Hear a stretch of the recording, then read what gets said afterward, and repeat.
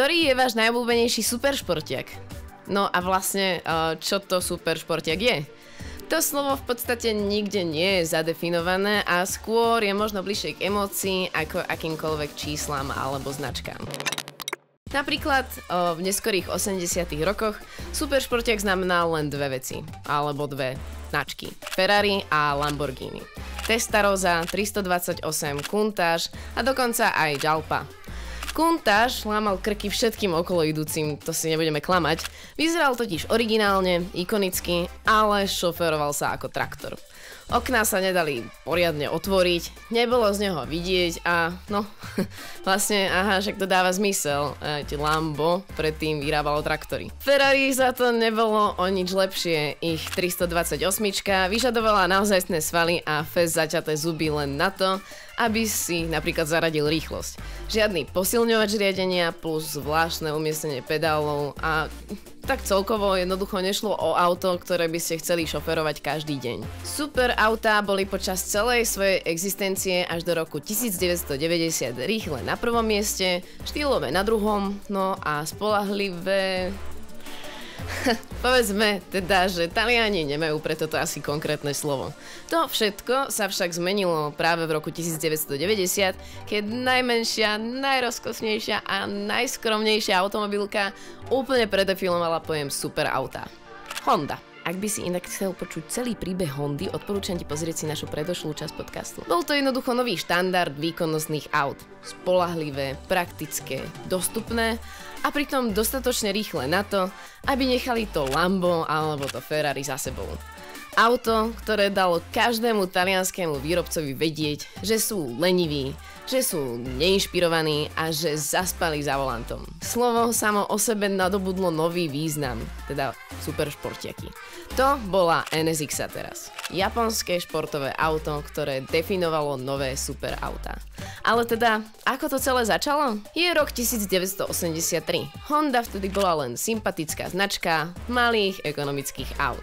CRX-y, Preludy, Civicy, auta s pohonom predných kolies navrhnuté tak, aby boli čo najspoľahlivejšie, najlacnejšie a účinné. A hlavne teda pre ľudí, ako je to ľudsky možné, ale zároveň dostatočne zábavné a aby neuspávali vodiča.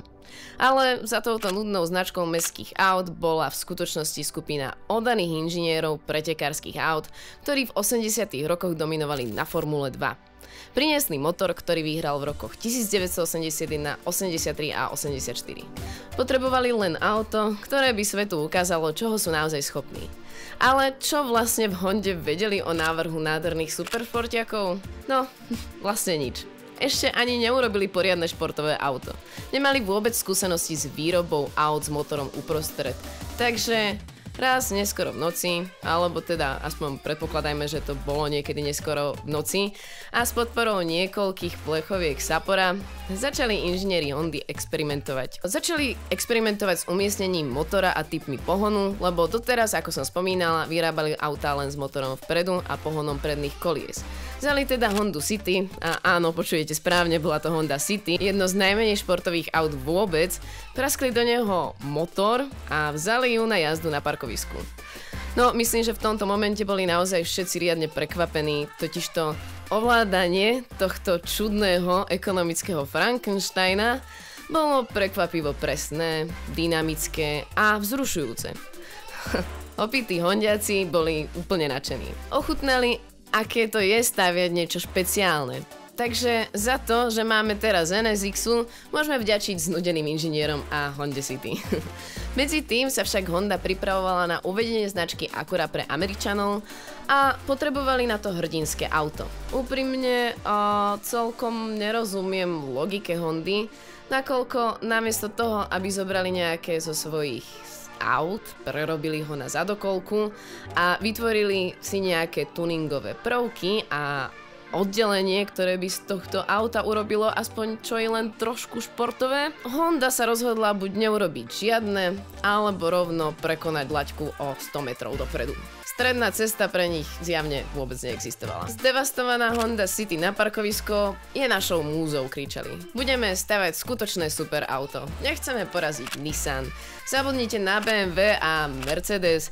Chceme zdolať Ferrari. Nie, nebude to len ďalšia Honda. To boli ich slova. Vedúci projektu Shigeru Uehara im teda povedal, aby vytvorili auto, ktoré by prekonalo Ferrari 328, ale aby to stále bola tá Honda. Honda totižto nikdy nevyrábala ťažké autá, vyrábala spoľahlivé, uznávané a ľahko ovládateľné autá. A to isté malo platiť aj pre ich nový superšportiak. Super auto od Hondy by malo byť schopné stráviť deň na pretekárskej dráhe, ale vrátiť sa domov v jednom kuse. Mali by ste ho vedieť aj zaparkovať na ulici, vidieť z neho, prežiť v ňom nehodu. Jednoducho, NSX sa malo byť skutočne dobré auto a revolučná koncepcia. Vízia Hondy NSX sa dnes môže stať trošku nudná, ale v roku 1985 naozaj písala históriu. No len po veľmi hondovsky. Zamierili na to zmeniť svet superšportových aut s kusom papiera. A Uehara a jeho tým vyznačili na grafe každé konkurenčné športové auto, porovnali výkon s hmotnosťou všetkých aut a tento graf pomenovali Milky Way, teda Mliečna dráha. A jeho cieľ bol jasný, byť lepší ako všetky vyznačené auta na tomto papieri. Lenže, aby toho nebolo málo, vyznačili tam ešte súčasne aj svoje auto vo formuli. NSX by sa malo teda približovať k rovnováhe výkonu, hmotnosti a rozmerov Formuly 1. To znamená prekročiť každé iné športové auta a superauto v tej dobe. To poznáte Hondu, viete, že nevyriešia veci americkým alebo talianským spôsobom. Len pridanie viac koní a valcov u nich jednoducho nestačí. Urobiť stupidne rýchle auto vie skoro každý, to je pravda, a oni museli byť múdri a úloha, ktorú si pre seba stanovili, vlastne vôbec nebola ľahká. Zápasili s vyvážením hmotnosti a výkonu auta. No a teraz sa začali nekonečné hodiny cestovaní rýchlovlakmi medzi rôznymi závodmi Hondy, no a práve tu v rýchlovlakoch ich zrazu osvietilo. Cestovali ním tam a späť, snažili sa vymyslieť, ako urobiť najrýchlejšie auto, aké mohli. Cestujúc na najrýchlejších vlakoch v Japonsku, ktoré boli z čoho? No, predsa z hliníka. Do toho okamihu totižto nikto predtým nevyrobil celohliníkové monokokové sériové auto. No a to bolo ono. To bola tá tajná ingrediencia pre auto so spoľahlivým výkonom a nízkou hmotnosťou. Perfektná rovnováha a ich vlaková inšpirácia znížila hmotnosť auta takmer o 100 kg. A čo je najdôležitejšie, revolucionizovala použitie hliníka v celom automobilovom priemysle. To sa dozviete tiež v časti o GTR-kách. No tu prišla však aj zápletka. Keď mali navrhnutý podvozok a všetko vychytané, dali do neho smiešný motor z Accordu.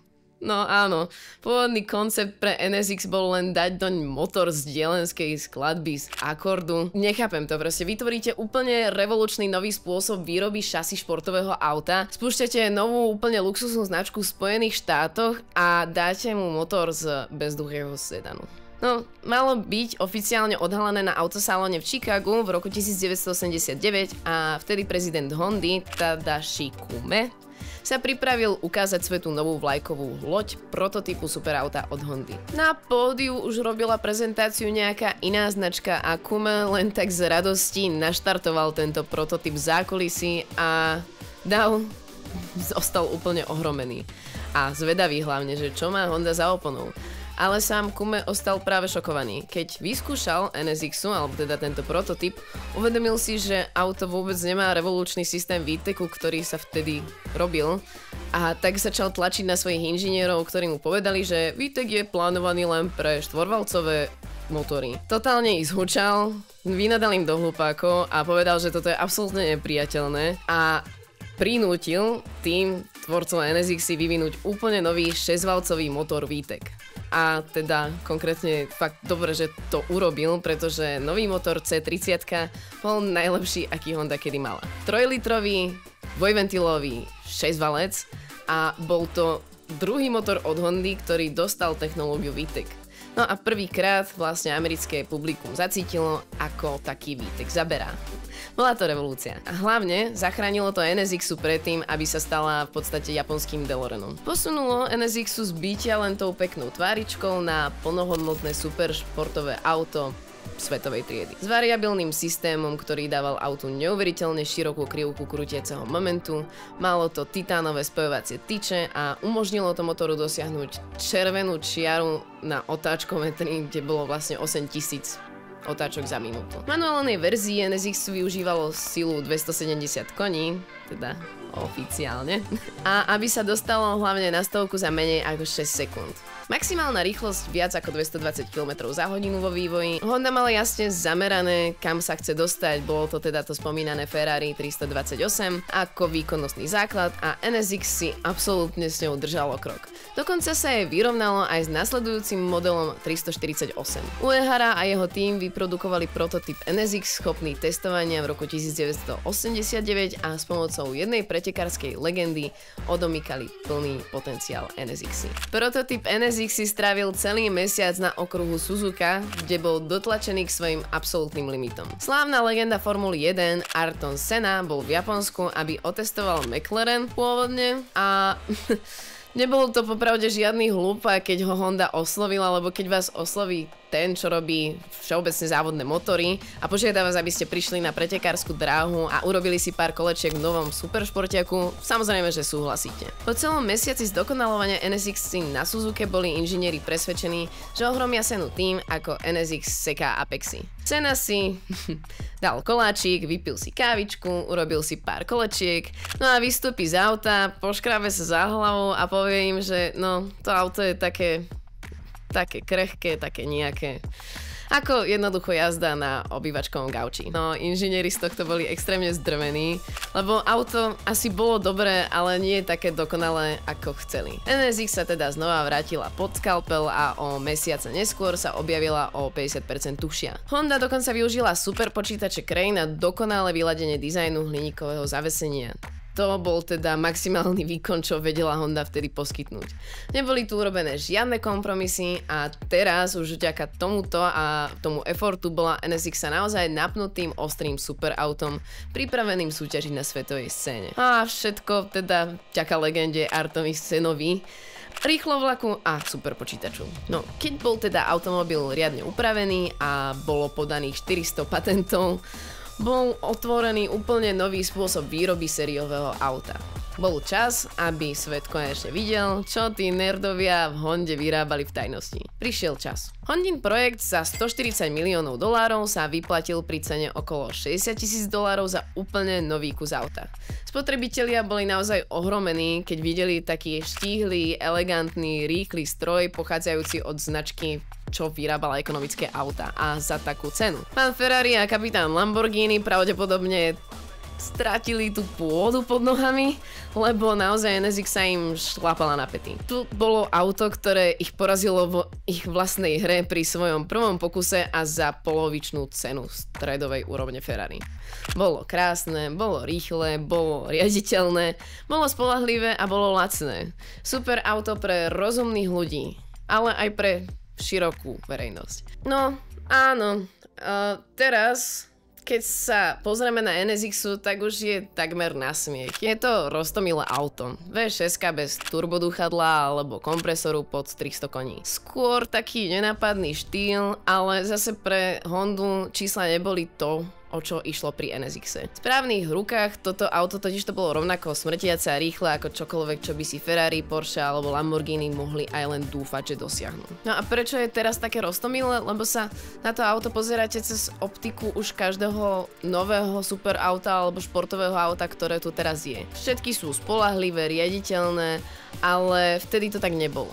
Jednoducho, toto superauto navždy zmenilo automobilový priemysel. Aspoň teda tú vtedajšiu nadutú, predraženú a nespoľahlivejšiu časť priemyslu. Taliansko sa naozaj po tomto výkone muselo poriadne zobudiť v mnohých častiach a porovnávaním s Ferrari 348, Porsche 911, Lotus Esprit a akýmkoľvek iným, čo svet vtedy mal ponúknuť, NSX stálo jednoducho nad všetkým. Bola to taká revolúcia. Dokonca inšpirovala jedno z najväčších superšportových aut všetkých čias, McLaren F1. Gordon Murray, navrhár F1, cituje NSX ako priamu inšpiráciu práve pre toto auto. Bola to jednoducho mierka, proti ktorej bol nastavený prvý hypercar na svete.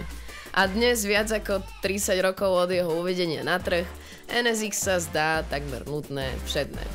Ak by ste ho ale videli na ceste, isto si ho všimnete, lebo u nás je to stále legenda, ale v Japonsku alebo Amerike to tak vôbec nie je. A počas jeho 15 rokov výroby NSX trpelo svojim vlastným úspechom.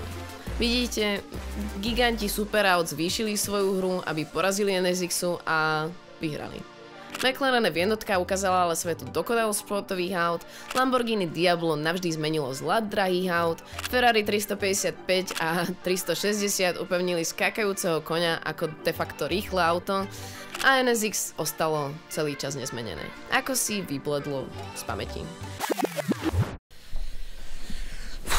No, počkať, ale toto video nemôže predsa skončiť, kým si nepovieme niečo o novej NSX-ke. V roku 2010 až 2011 sa začalo šepkať, že Honda sa chystá znovu zrodiť túto legendu. Pár mesiacov na to sa na severoamerickej medzinárodnej autoshow objavil takýto koncept.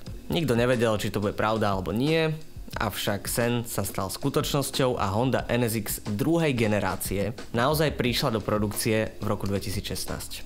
Bola to spolupráca americkej a japonskej divízie Honda, pričom sa inšpirovali procesom z vývoja prvej generácie. Teda nemalo to byť o číslach, ale hlavne o tom feelingu, developmente a analogovom pocite z jazdy. Ale čísla však neboli vôbec prehliadnutelné, pretože tam bola 3,5 litrová V6 s 2 turbami a 3 elektrickými motormi.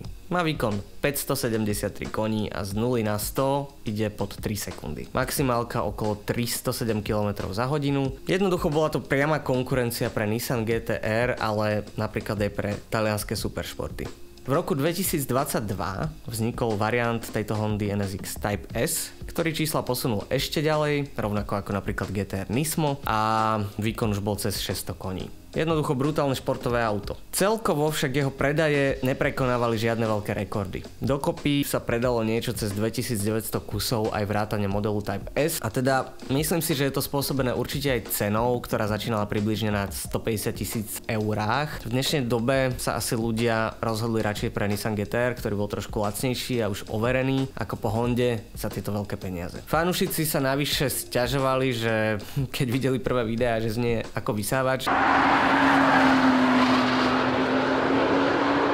boli skeptickí k tomu hybridnému pohonu a k elektromotorom, takže komunita ju neprijala úplne najlepšie. Za týmto autom je však obrovský kus vývoja a vývojári v tom nehali kus seba, rovnako ako pri prvej NSX-ke. Takže určite si zaslúži pozornosť. Osobne si myslím, že práve vďaka jej neúspechu a nízkym predajom bude v budúcnosti veľmi vzácna a jej cena určite pôjde hore.